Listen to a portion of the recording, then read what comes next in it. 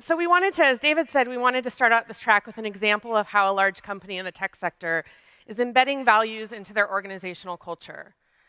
Values of empathy, autonomy, and continuous learning.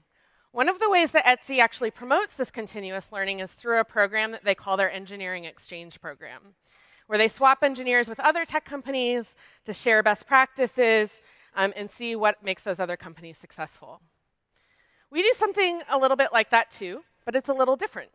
We ask people to take a leave from their jobs in the tech sector and put their skills to work in government.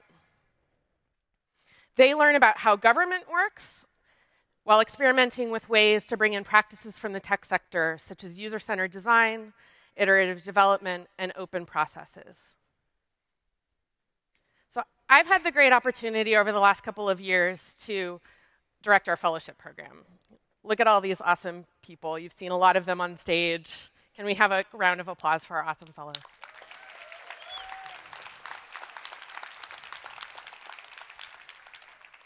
They're doing some great work, and I truly have loved being in this role at Code for America, partially because I feel like I was once a fellow in local government.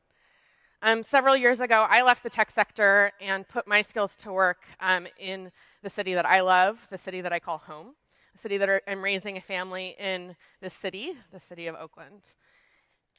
Yay. I would not give that experience up for anything in the world, and I hope that if there's one thing that you take away from this conference, it's sort of please do public service if you don't do it already.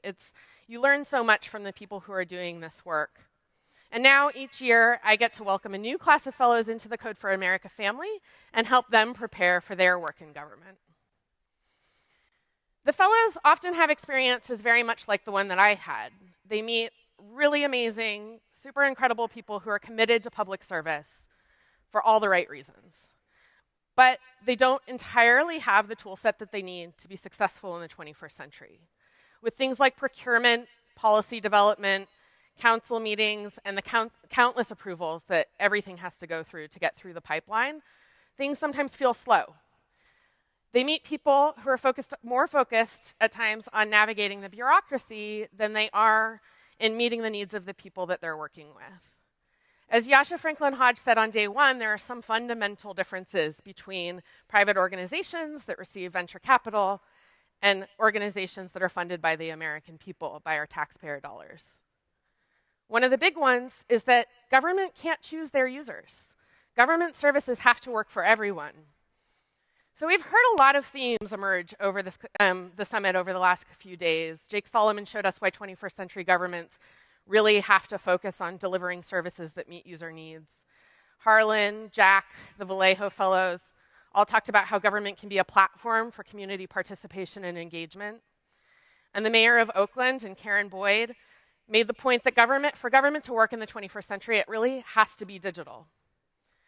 At CFA, we focus our work in local government because it's through the delivery of services, food stamps, health services, and public safety, where we can best embody our values. Every fellow that comes to work at CFA gets a similar onboarding. Mike Bracken, formerly of Government Digital Services in the UK, said it first, and we have co-opted it as an organization.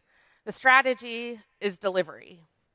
If we unrelentlessly focus our efforts on delivering services to the people in the best way possible, then we believe that policy and all of the bureaucracy is going to follow along with that. So how? How do we bring in this new culture into government? How do we get people aligned around a set of values and incorporating a new tool set for the 21st century? There isn't one way, especially when we're talking about local governments that are all very diverse in their makeup. But the next few talks are going to focus on how people are doing this.